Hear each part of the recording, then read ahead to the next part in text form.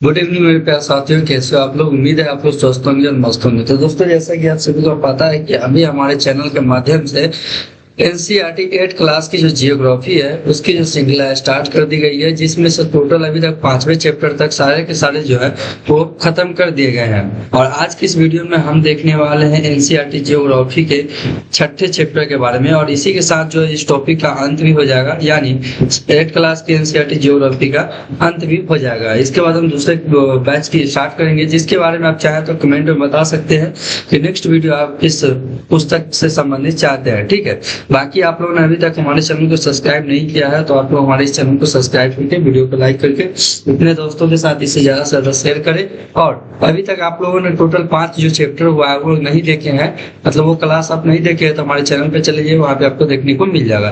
तो आज के जो हमारा वीडियो है उसमें जो हम लोग देखने वाले हैं वो मानव संसाधन के बारे में मुख्य रूप से देखने वाले हैं। ठीक है, तो इसमें जो पहला जो क्या बोलते हैं वो पहला जो लाइन है वो है कि मानव संसाधन ही क्या है, अंतिम संसाधन। मतलब मानव संसाधन अंतिम संसाधन है, इसके बाद कोई भी संसाधन नहीं है। ठीक है, उसके बाद दिया हुआ कि स्वस्थ, शिक्षित और अभिप्रेरित लोग अपनी आवश्यकताओं के अनुरूप संसाधनों का विकास करते हैं। कहने का मतलब है कि स्वच्छ और शिक्षित और अभिप्रेरित जो लोग होते हैं ना, वो अपने इच्छा के अनुसार संसाधनों का विकास करते हैं। ठीक है, अब देखते हैं कि मानव संसाधन समान रूप से विश्व में वितरित नहीं है, ये शैक्षिक स्तर पर आयु लिंग में एक दूसरे से भिन्न है। कहने का मतलब जो मानव संसाधन है ना वो एक समान रूप से पूरे विश्व में नहीं है, वो शैक्षिक हो गया, शैक्षिक स्तर और आयु के हिसाब से, लिंग के हिसाब से एक दूसरे से अलग है। ठीक है, अब देखते हैं कि भारत सरकार के अधीन एक मानव संसाधन है 1985 इसका निर्माण कौशल बढ़ाने के लिए किया गया था। ठीक है, 1985 ईस्वी में किया गया था। जनसंख्या का वितरण यहाँ पे दिया गया है, तो अब हम लोग देखने वाले यहाँ से कि जनसंख्या का वितरण जनसंख्या वितरण में हम देखेंगे कि भूपृष्ठ पर जिस प्रकार लोग फैले हैं उसे जनसंख्या वितरण का प्रतिरूप कहते हैं। विश्व की जनसंख्या का 90% से अधिक भाग जो है भूपृष्ठ के 30% भाग पर निवास करते हैं। कहने का मतलब आप लोग नहीं समझे तो मैं समझा देता हूँ कि भूपृष्ठ का मतलब विश्व की जनसंख्या अगर 100% अगर आप मानते हैं ना, कितना 100%, तो इसमें जो टोटल कितना हो जाएगा, 90% जो होगा ना वो भूमि के 30% भाग पर निवास करते हैं। जैसे मान लीजिए पृथ्वी है, ठीक है, तो आप यहाँ से इसका ये मान सकते हैं कि ये इतने भाग में क्या करते हैं, ये 90% जो जनसंख्या है ना वो इतने भाग में रहते हैं। ठीक है, यही कहने का मतलब है। घने बसे क्षेत्र दक्षिण और दक्षिण पूर्वी एशिया, यूरोप और उत्तर पूर्वी अमेरिका, मतलब जहाँ पे सबसे ज्यादा जो घने बसे लोग हैं वो क्षेत्र कौन सा है, तो दक्षिण हो गया, दक्षिण पूर्वी एशिया हो गया, और इसी के साथ यूरोप के साथ उत्तर पूर्वी उत्तर अमेरिका हो गया। ठीक है, अब देखते हैं कि कम जनसंख्या वाले क्षेत्र में दिया गया है कि कम जनसंख्या वाले क्षेत्र कहाँ कहाँ है। तो उच्च अक्षांशीय क्षेत्र हो गया, उष्णकटिबंधीय हो गया, मरुस्थल, उच्च पर्वतों हो गया, और विषुवतीय वर्णों में कम लोग निवास करते हैं। ठीक है, ये कहने का मतलब। अब देखते हैं कि विषुवत वृत्त के दक्षिण की अपेक्षा उत्तर में ज्यादा लोग रहते हैं। ठीक है, विषुवत वृत्त जो है उसके दक्षिण की अपेक्षा उत्तर में ज्यादा लोग रहते हैं। इसका बहुत बड़ा कारण यह भी है कि दक्षिण में महासागर जो है वो बहुत अधिक मतलब क्षेत्र में फैला हुआ है, और वहाँ पे अंटार्कटिका जो है वो दक्षिण गोलार्ध में ही पड़ता है, जहाँ पे कोई भी मानव अस्थायी निवास नहीं है। विश्व की जनसंख्या के 3/4, ठीक है, याद रखिएगा, 3/4 लोग जो है ना एशिया तथा अफ्रीका में रहते हैं। मतलब विश्व की टोटल जो जनसंख्या है ना उसका कितना, तो उसका 3/4 भाग, ये आप लोग याद रखिए, उसका 3/4 भाग जो है ना एशिया तथा अफ्रीका, ये 2 महाद्वीप में रहते हैं। विश्व के 60% लोग केवल 10 देशों में रहते हैं।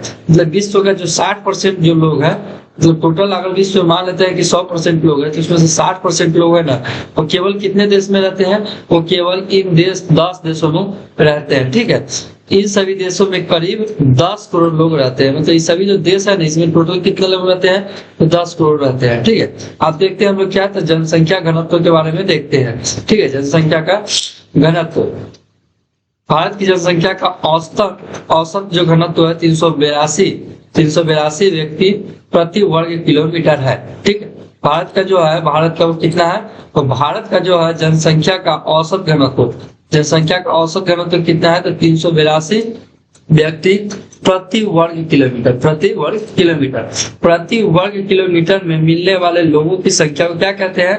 लोगों की संख्या को जनसंख्या घनत्व कहते हैं। मतलब ये जो है ये जनसंख्या घनत्व की क्या है परिभाषा है जनसंख्या घनत्व की, कि प्रति व्यक्ति प्रति वर्ग किलोमीटर, मतलब एक वर्ग किलोमीटर में मिलने वाले जो लोगों की टोटल संख्या है, निवास करते हैं जितने लोग, उन्हीं को जनसंख्या घनत्व कहते हैं। प्रति वर्ग किलोमीटर में व्यक्त किया जाता है। मतलब ये जो है ना जनसंख्या घनत्व क्या चीज में, यह प्रति वर्ग किलोमीटर में व्यक्त किया जाता है। ठीक है, इसे भी आप लोग पॉइंट कर नोट कर सकते हैं। ठीक है, सभी के सभी इंपोर्टेंट ही है, ये नोट्स मैं अपने खुद से बनाया। ठीक है, तो ये पॉइंट भी आप लोग नोट कर लीजिए। अब देखते हैं कि विश्व का औसतन जनसंख्या घनत्व कितना है। भारत का कितना था? तो भारत का 382 था, लेकिन विश्व की अगर बात करें तो विश्व की जो है वो 51 व्यक्ति प्रति वर्ग किलोमीटर है। ठीक है, कितने हैं? तो जो 51 व्यक्ति प्रति वर्ग किलोमीटर, इसे मैं दूसरे कलर से हाईलाइट कर देता हूँ। ठीक, तो यहाँ पे विश्व की जो जनसंख्या घनत्व है वो 51 व्यक्ति प्रति वर्ग किलोमीटर है। ठीक है, अब देखते हैं सबसे अधिक जनसंख्या घनत्व दक्षिण मध्य एशिया में है। सबसे जो अधिक है ना, सबसे अधिक जनसंख्या घनत्व वो कहाँ पे है? तो जो सबसे अधिक जनसंख्या घनत्व है वो है दक्षिण मध्य एशिया में। इसके पश्चात क्रमशः पूर्वी एशिया में भी है, दक्षिण पूर्वी एशिया में भी है। ठीक है, तो देखते हैं जनसंख्या वितरण को प्रभावित करने वाले कारक, मतलब जनसंख्या जो वितरण की अलग अलग जगह पे लोग रहते हैं, इनका जो कारण क्या क्या है? तो इसका बहुत सारे कारण है, जिसमें से एक दिया हुआ है कि भौगोलिक कारण दिया हुआ है। भौगोलिक कारक में स्थलाकृति दिया हुआ है। जैसे स्थलाकृति कहने का मतलब कहीं मैदान है, अगर कहीं पठार है तो वहाँ पे लोग निवास करेंगे आमतौर पर, वही बात बोला गया है। उसका जलवायु भी दिया गया है, मृदा भी दिया हुआ है, और इसी के साथ जो है वो जल का दिया हुआ है, खनिज। ठीक है, कहने का मतलब है कि स्थलाकृति जो है वो प्रत्येक अलग अलग प्रकार की जो स्थला होती है, कहीं पठार पर्वत होते हैं, इसके वजह से भी लोग पर्वत पर नहीं बस के मैदान में ज्यादा बसते हैं। जलवायु परिवर्तन के कारण में भी, जैसे राजस्थान के जो रेगिस्तान क्षेत्र है उसमें बहुत कम लोग रहते हैं। ठीक है, और इसी के साथ मृदा दे दिया कि जैसे मृदा उपजाऊ होगी तो लोग वहाँ पे निवास करेंगे, और अगर उपजाऊ नहीं होगी तो वहाँ बहुत कम लोग निवास करेंगे। ठीक है, इसी के साथ जल दिया है कि जल अगर उपलब्ध होंगे तभी लोग आसानी से वहां पे निवास कर सकते हैं, तो जल के प्रति भी लोगों का आकर्षण यहाँ पे होता है। खनिज दिया हुआ है कि खनिज जो अपने लोग जीवन में जो खनिज होता है वो खनिज का भी उपयोग करते हैं। खनिज जहाँ पे मिलेगी वहां पे लोग निवास करना चाहेंगे। ठीक है, इसके साथ देखते हैं कि स्थलाकृति के बारे में कुछ लिखे हुए हैं कि गंगा के मैदान जो है ना, गंगा के मैदान, ठीक है, ये बहुत ही इंपॉर्टेंट है, इसे आप लोग नोट कर लीजिएगा पक्का, बहुत अच्छा नोट्स है। ठीक है, ये बोला कि गंगा के मैदान विश्व की बात हो रहा है। गंगा के मैदान विश्व के सबसे अधिक घने बसे क्षेत्र है। ठीक है, जबकि एंडीज और आल्प्स और हिमालय जैसे पर्वत विरल बसे हुए हैं। कहने का मतलब है इनका कि जो गंगा के मैदान है, भारत में जो गंगा का मैदान है, ये क्या है? तो भारत में जो गंगा के मैदान है वो विश्व में सबसे अधिक, ठीक है, विश्व में जो है वो सबसे अधिक जनसंख्या वाला क्षेत्र है। ठीक है, और इसी प्रकार यहाँ पे दिया गया है कुछ और पॉइंट की, जबकि में दिया हुआ है कि जैसे एंडीज पर्वत हो जाएगा, आल्प्स पर्वत हो गया, और हिमालय पर्वत जो है यहाँ पे विरल बसे हुए, मतलब कहने का मतलब बहुत कम ही व्यक्ति रहते हैं, और या तो बहुत जगह पे नहीं भी रहते हैं। ठीक है, इसी के साथ दिया हुआ है कि जल के बारे में, लोग उन क्षेत्रों में बसते हैं जहां आसानी से अलवणीय जल की आपूर्ति मतलब उपस्थिति होता है। जैसा कि मैंने आपको बताया कि जहाँ पे जल होता है वहां पे लोग बसना चाहते हैं, क्योंकि जल की आपूर्ति होती है, तभी लोग अच्छे से जीवन व्यतीत कर सकते हैं। तो लोग उन क्षेत्रों में बसते हैं जहाँ आसानी से अलवणीय जल उपस्थित होता है। विश्व की नदी घाटियां घने बस से क्षेत्र है। मतलब कहने का मतलब है कि विश्व की जो नदी घाटियां है ना वो घने बसे क्षेत्र है। मतलब नदी घाटी क्षेत्र में क्या होता है तो सबसे ज्यादा लोग रहते हैं, वही बात यहाँ पे बताया गया। अब देखते हैं हम लोग की जलवायु के बारे में कुछ पॉइंट दिया गया है। तो जलवायु के बारे में अब हम लोग देखते हैं। तो जलवायु में क्या देखेंगे कि लोग सामान्य रूप से चरम जलवायु जो अत्यधिक गर्म अथवा अत्यधिक ठंडी, जैसे सहारा के मरुस्थल क्या है तो अत्यधिक गर्म है, ठीक है। विश्व का सबसे ज्यादा गर्म जो मरुस्थल है वो है सहारा का मरुस्थल। यह अफ्रीका में मतलब महाद्वीप में स्थित है। रूस के ध्रुवीय प्रदेश हो गया, कनाडा हो गया, अंटार्कटिका बहुत ठंडा रहता है, में रहने से बचते हैं, ठीक है, कहने का मतलब जलवायु से, ठीक है। अब देखते हैं कि खनिज के बारे में दिया है क्या, कि खनिज के बारे में अब हम लोग देखते हैं यहाँ से कि खनिज निपेक्षों वाले क्षेत्र अधिक, खनिज निपेक्षों वाले जहाँ पे मतलब खनिज ज्यादा पाए जाते हैं वहां पे अधिक बसे हुए हैं। दक्षिण अफ्रीका की हीरे की खाने और मध्य पूर्व में तेल की खोज ने इस क्षेत्रों लोगों को रहने के लिए प्रेरित किया। अब देखते हैं मृदा के बारे में क्या दिया है कि जनसंख्या में मृदा का क्या महत्वपूर्ण क्या है, इतना महत्व क्यों, ये देखेंगे मृदा के बारे में। तो भारत में, ठीक है, भारत में एक मिनट, ये आज हाईलाइट है तो थोड़ा दिक्कत हो, ठीक है, मार्क कर देते हैं, ठीक है। भारत में गंगा और ब्रह्मपुत्र, ठीक है, चीन में जो है वांग ही चांग, ठीक है, जियांग, तथा मिस्र में नील नदी, ठीक है, उपजाऊ मतलब ये सब जो नदियों का है ना मैदान, वो उपजाऊ मैदान है, ठीक, वो क्या है, उपजाऊ मैदान है, और इसलिए जो है घने बसे हुए क्षेत्र है ये, ठीक है, यहाँ बहुत ज्यादा लोग बसे रहते हैं। देखते हैं इसकी सामाजिक, सांस्कृतिक और आर्थिक कारक। सामाजिक सांस्कृतिक, ये तो भौगोलिक कारक थे, जितने ऊपर के देखे थे हमने, ये सभी के सभी जो थे ना वो क्या थे, ये भौगोलिक कारक थे, जैसा कि आपने यहाँ पे देखा था। तो आप लोग याद रखिएगा, ये भौगोलिक कारक है जनसंख्या को वितरण को प्रभावित करने वाले, ठीक है। क्या है तो स्थलाकृति है, जलवायु है, मृदा है और जल है, और इसी के साथ जो है वो खनिज है। अब हम लोग देखते हैं थोड़ा क्या सामाजिक और आर्थिक, सामाजिक और सांस्कृतिक है। सामाजिक, सांस्कृतिक और आर्थिक कारक में देखते हैं कि क्या क्या है। तो आर्थिक कारक में हम लोग देखेंगे, आर्थिक कारक में कि औद्योगिक क्षेत्र रोजगार के अवसर प्रदान करते हैं, लोग बड़ी संख्या में इन क्षेत्रों की ओर आकर्षित होते हैं। जैसा कि आप देखते हैं, आप जहाँ से भी गाँव से बिलोंग करते हैं, लोग जो है रोजगार पाने के लिए क्या करते हैं, तो रोजगार पाने के लिए लोग गांव से शहर की ओर जो है प्रस्थान करते हैं, और इसी कारण जो है वो शहर में जो है वो आबादी बढ़ती है, वो गांव में कम आबादी देखने को मिलती है, ठीक है। आप देखते हैं कि जापान उदाहरण के तौर पे दिया हुआ है कि जापान में ओसाका और भारत में मुंबई दो घने बसे क्षेत्र क्या है, दो जो है ना घने बसे क्षेत्र का उदाहरण है। जापान में ओसाका है, ठीक है, ऐड कर देते, याद रखिएगा, जापान में ओसाका है, और भारत में कौन है, तो भारत में जो है वो मुंबई है। ये दो क्षेत्र है जहाँ बहुत ज्यादा आबादी है, ठीक है। आप देखते हैं हम लोग क्या सांस्कृतिक कारण देखेंगे। अब हम तो इससे तबीयत खराब हो मेरी। आप सांस्कृतिक कारक देखते हैं कि धर्म और सांस्कृतिक महत्ता वाले स्थान लोगों को आकर्षित करते हैं, जैसे कि बद्रीनाथ हो गया, प्रयागराज है, जहाँ पे आपको देखा सुना होगा कि महाकुंभ जब लगा था मेला, तो लगभग 40 करोड़ से प्लस लोग वहाँ पे गए हुए थे स्नान करने।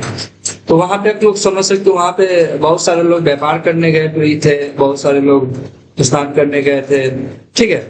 और वहाँ पे विभिन्न प्रकार की जो है वो रोजगार मतलब कुछ दिन के लिए मिला था, लेकिन वहाँ पे जो जनसंख्या देखने को मिली थी वो काफी बहुत देखने को मिली थी।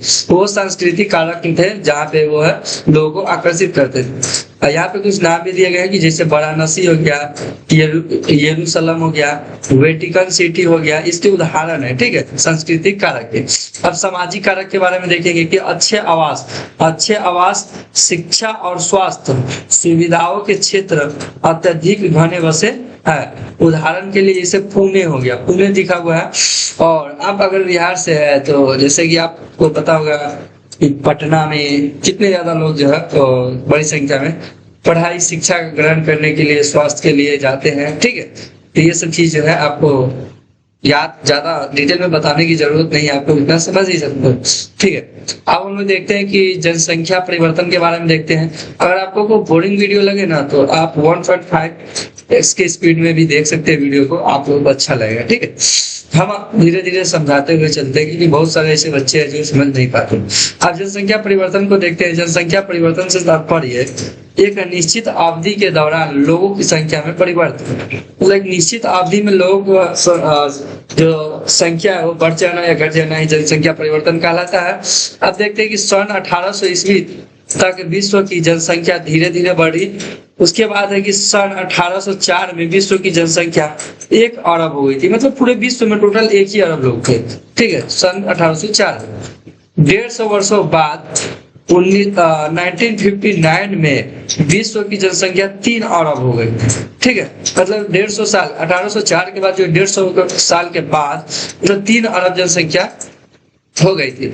इसे प्रायः जनसंख्या विस्फोट कहते हैं। इसे क्या कहते हैं? तो इसे जो है जनसंख्या विस्फोट कहते हैं। ये वाला पॉइंट आप लोगों को याद करने की जरूरत है कि जनसंख्या विस्फोट किसे कहते हैं। इसे मैं थोड़ी और अच्छे तरीके से मार्क कर देता हूँ, लेकिन ये आप लोगों को याद रहना चाहिए जनसंख्या परिवर्तन में, ठीक है, ये बहुत ही ज्यादा इम्पोर्टेंट है, ठीक है। यहाँ पे थोड़े से ये कलर जो है ये इस पे आ गया है, और जब मैं रिमूव करूंगा तो ये पूरा एक ही साथ हो जाएगा। यही तो दिक्कत है, ठीक है। ठीक है, हम थोड़ा थोड़ा करते हैं यहाँ से। इसे आप लोग नोट याद कर लीजिएगा, बहुत इंपॉर्टेंट है, ठीक है, क्योंकि 1800 पहले याद रखिएगा कि 1804 में विश्व की जनसंख्या 1 अरब हो गई थी, प्लस 150 वर्ष लिख दीजिएगा, नीचे लिखिएगा 1959 और लिखिएगा 3 अरब, डायरेक्ट लिख दीजिएगा, वैसे लिखिएगा जनसंख्या विस्फोट, ठीक है, जनसंख्या विस्फोट कहते हैं। अब देखते हैं कि 1999 में 30 वर्ष की अवधि से कम में जनसंख्या 6 अरब हो गई थी। इसे वृद्धि का वृद्धि का मुख्य कारण क्या था? खाद्य आपूर्ति हो गया, औषधियों के कारण मृत्यु दर कम होना, ठीक है। अब देखते हैं कि जन्म मतलब जनसंख्या थोड़ी सी घट गई थी, वो उसका कारण यही था कि खाद्य आपूर्ति हो गया था और औषधियों के कारण जो है तो ज्यादा मृत्यु दर कम हो गया था, कम लोग मरते थे, ठीक है। तो जनसंख्या बढ़ गई थी, हमने बोल दिया अभी, सॉरी, जनसंख्या घट गई। अब देखते हैं कि जन्मों का साधारणता, तो जन्मों का साधारणता क्या है? तो जन्म दर जो है आंका जाता है, ठीक है, जन्म दर आंका जाता है। जन्म दर दिया हुआ है, अर्थात प्रति 100 व्यक्तियों पर जीवित जन्मों की संख्या में मापा जाता है। मतलब जन्म दर कैसे मापा जाता है? तो जन्म दर जो है ना वो प्रति 1000 व्यक्ति है, उस पर जीवित जितने भी लोग उसे जन्म दर कहते हैं। और मृत्यु दर को सिर्फ ऐसे ही कर सकते हैं कि प्रति 1000 व्यक्तियों पर मृतकों की संख्या में मापा जाता है। किसी विशेष क्षेत्र में लोगों के आने जाने को प्रवास कहते हैं। मतलब कोई ऐसा क्षेत्र है ना जहाँ पे लोग आते जाते हैं, जैसे भी कोई पढ़ाई करने के लिए शहर जाता है, कोई काम करने के लिए जाता है, कोई तीर्थ स्थल पे जाता है, तो इस सभी को प्रवास कहते हैं। जन्म और मृत्यु संख्या परिवर्तन के प्राकृतिक कारण है। मतलब जन्म जो है ना, जन्म और मृत्यु जो संख्या है उसमें जो परिवर्तन होता है ना वो प्राकृतिक कारण के कारण होता है, ठीक है। एक देश के जन्म दर और मृत्यु दर के बीच के अंतर को प्राकृतिक वृद्धि दर कहते हैं। मतलब किसी देश के, ये भी पॉइंट आप लोग याद रखिएगा कि किसी देश के जन्म दर होता है और मृत्यु दर के बीच का जो अंतर होता है उसे क्या कहते हैं? प्राकृतिक वृद्धि दर कहते हैं। विश्व में जनसंख्या के बढ़ने का मुख्य कारण क्या है? तो विश्व में जो इतनी जनसंख्या बढ़ रही है इसका जो मुख्य कारण बताया गया वो प्राकृतिक वृद्धि दर का तीव्रता से बढ़ना है, ठीक है। अब देखते हैं उत्प्रवासी किसे कहते हैं? तो उत्प्रवासी वे लोग होते हैं जो देश को छोड़ते हैं। मतलब देश को छोड़ने वाले को क्या कहते हैं? तो देश छोड़ने वाले को उत्प्रवासी कहते हैं, उत्प्रवासी। अब इसी के साथ जो है आप्रवासी मतलब ना समझे, जैसे आ मतलब क्या होता है? जैसे किसी को हम बुलाते हैं तो कहते हैं आ मतलब आओ, ठीक है। तो यही आप्रवासी क्या किसे कहते हैं? तो आप्रवासी वे लोग होते हैं जो देश में आते हैं, ठीक। उत्प्रवासी तो आप लोगों को याद नहीं रहेगा, मान लीजिए कोई ट्रिक नहीं है, लेकिन आप्रवासी का मतलब तो आप लोग समझ सकते हैं कि किसी को बुलाना कि तो आप्रवासी का मतलब है देश में आना। तो इसका विपरीत हो जाएगा कि उत्प्रवासी का मतलब है देश को छोड़ना। अब देखते हैं कि यूएसए और ऑस्ट्रेलिया में आप्रवास मतलब भीतरी प्रवास में संख्या बढ़ी है। आप्रवास मतलब समझे, वहां लोग ज्यादा जाते हैं, ठीक है। और यहाँ पे याद रखिएगा आप्रवास को क्या कहते हैं? तो आप्रवास को आप लोग भीतरी प्रवास भी कह सकते हैं। भीतरी प्रवास मतलब किसी देश के भीतर जाना है, यानी अंदर एंट्री करना, तो इसी को भीतरी प्रवास भी आप लोग कह सकते हैं। इसमें कोई भी दिक्कत नहीं होने वाली है। अब देखते हैं कि सूडान में उत्तर प्रवास के कारण जनसंख्या कम हो गई है। अब स्वाभाविक सी बात है, अगर किसी देश से उत्तर प्रवास होता है, यानी कोई भी लोग जो है वहां से दूसरे देश की ओर प्रस्थान करते हैं, तो वहां की जो जनसंख्या वो क्या हो जाएगी, कम हो जाएगी। तो उत्तर प्रवास जो जनसंख्या वृद्धि के लिए नुकसानदायक है, और अप्रवास क्या है, वो अच्छा माना जाता है, क्योंकि अप्रवास में जब लोग वो देश में आते हैं। अब देखते हैं कि जीवन प्रत्याशा क्या है। जीवन प्रत्याशा यह उन वर्षों की संख्या है जिसमें औसत व्यक्ति के जीवित रहने की आशा की जाती है। मतलब जीवन प्रत्याशा किसे कहते हैं, या उन व्यक्तियों की संख्या, उन वर्षों की संख्या है जिसमें जो है ना, मतलब आंकड़ा लगाया जाता है कि लोग जो है ना, इतने लोग जीवित रह सकते हैं। अब देखते हैं कि जनसंख्या वृद्धि के बारे में दिया है कि जन्म दर बढ़ने तथा मृत्यु दर घटने से क्या होता है, तो जनसंख्या वृद्धि होती है। जैसे जन्म दर बढ़ गया, मतलब मान लीजिए जन्म ज्यादा हो रहा है और मृत्यु कम हो रहा है, तो इससे क्या होगा, तो जनसंख्या में वृद्धि होगी यानी बढ़ोतरी होगी। अब देखते हैं जनसंख्या स्थिर होना, मतलब जन्म दर तथा मृत्यु दर समान होने से, कहने का मतलब जितने लोग जन्म लेते हैं उतने लोग मृत्यु मतलब मरेंगे, तो इससे क्या होगा, तो जनसंख्या जो है वो स्थिर हो जाएगी। अब जनसंख्या में कमी कैसे होगा, जनसंख्या में कमी ऐसे ही होगा जैसे जन्म दर घट जाएगा, मतलब कम लोग जन्म लेंगे, मतलब जितना लोग जन्म नहीं लेंगे उससे ज्यादा तो मृत्यु हो जाएगी, तो क्या हो, जनसंख्या की कमी हो जाएगी। तो जनसंख्या की कमी कैसे होती है, तो जनसंख्या की जो कमी है वो जन्म दर के घटने तथा मृत्यु दर के बढ़ने से होती है। अब देखते हैं कि जनसंख्या परिवर्तन के प्रतिरूप में क्या है, तो केन्या में जो है ना जनसंख्या वृद्धि दर अधिक है। केन्या में क्या है, तो जनसंख्या वृद्धि दर अत्यधिक है। और यूनाइटेड किंगडम में निम्न जन्म दर और मृत्यु दर के कारण जनसंख्या वृद्धि की दर मंद हो है। मतलब कहने का मतलब यहाँ जनसंख्या जो वृद्धि है वो एक तरह से रुक गई है। ठीक है, अब देखते हैं जनसंख्या संगठन के बारे में दिया। जनसंख्या संगठन किसी देश की जनसंख्या वृद्धि में आर्थिक विकास के स्तर से कोई अंतर नहीं होता है। मतलब कहने का मतलब है कि किसी देश की जो जनसंख्या है ना, किसी देश की जनसंख्या वृद्धि में आर्थिक विकास के स्तर से कोई भी मतलब अंतर नहीं होता, मतलब आर्थिक इसमें कोई भी महत्व नहीं होता है, ये कहने का मतलब। उदाहरण में भी दिया गया है, जैसे इस उदाहरण में क्या दिया हुआ है तो देख लीजिए आप लोग कि बांग्लादेश और जापान जो है ना अति घने बसे देश है, मतलब बहुत ज्यादा घने बसे देश है। कौन, तो एक बांग्लादेश हो गया, और एक उदाहरण के तौर पर आपका दिया हुआ है क्या, एक जो है उदाहरण के तौर पर वो जापान। किंतु जापान और बांग्लादेश से अधिक, मतलब कहने का मतलब किंतु जो है ना, तो जापान और बांग्लादेश से अधिक, बांग्लादेश से आर्थिक रूप से अधिक विकसित है। इसलिए कहने का मतलब कि जो बांग्लादेश है ना और जापान वो बहुत ज्यादा घने बसे देश है, किंतु जापान, ठीक है, जापान जो है ना वो बांग्लादेश से आर्थिक रूप से अधिक विकसित है। यहाँ पे सिंपल सा बात अगर एक लाइन में मैं बताना चाहूँ तो ये कहने का मतलब है कि ये जो बांग्लादेश है ना, ये बांग्लादेश यह क्या है, जापान से ज्यादा घने है, लेकिन आर्थिक रूप से ये क्या है, तो आर्थिक रूप से जो बांग्लादेश है वो पिछड़ा हुआ है। ठीक है, ये बताने की यहाँ पे कोशिश की जा रही है। तो देखते जनसंख्या संगठन में दिया हुआ है, जनसंख्या संगठन जनसंख्या की संरचना को दर्शाता है। ठीक है, लोग अपनी आयु, लिंग, साक्षरता स्तर, स्वास्थ्य दशाओं, व्यवसायों और आय के स्तर पर एक दूसरे से भिन्न है, अलग है। दोस्तों इसी के साथ जो है आज का जो वीडियो है वो लगभग में अभी तक तो फिलहाल 25 मिनट का बन जाएगा। और आज का जो 8th क्लास के एनसीईआरटी ज्योग्राफी की जो छठे टॉपिक थी मानव संसाधन, ये भी समाप्त होता है। अब हम लोग दूसरे वीडियो पे बात करने वाले हैं, मतलब दूसरे टॉपिक पे बात करने वाले हैं। फिलहाल जो मैं आपकी जानकारी के लिए बता दूं यहाँ पे कि यहाँ पे 8 हो गया, 1 मिनट, यहाँ पे 8 नहीं, पहले मैं बता देता हूँ कि अभी तक इस चैनल के माध्यम से कौन कौन से सब्जेक्ट हो चुके हैं। तो 6 क्लास की हो गए हुए हैं क्या, तो 6 क्लास की जो है वो हो गया है क्लास, और इसी के साथ जो है वो 7 भी हो गया है। और अभी फिलहाल में आज की इस वीडियो के माध्यम से जो लास्ट टॉपिक था 8 क्लास की एनसीईआरटी जियोग्राफी की है। ठीक है, टोटल जो क्या है, तो टोटल जो है जियोग्राफी की बुक आती थे, वीडियो थे। ठीक है, तो ये सभी के सभी जो है वो समाप्त कर दिए गए हैं। बाकी अगर नेक्स्ट वीडियो आप लोग चाहते हैं कि कोई विशेष टॉपिक क्या है तो आप लोग कमेंट करके बता सकते हैं। अगर नहीं बताएंगे तो हो सकता है कि आने वाले दिनों में साइंस की क्लास स्टार्ट कर दी जाएगी, जो भी 6 क्लास से। तो हो सके तो फिलहाल अभी इसके लिए कोई भी ठोस कदम नहीं उठाया गया है।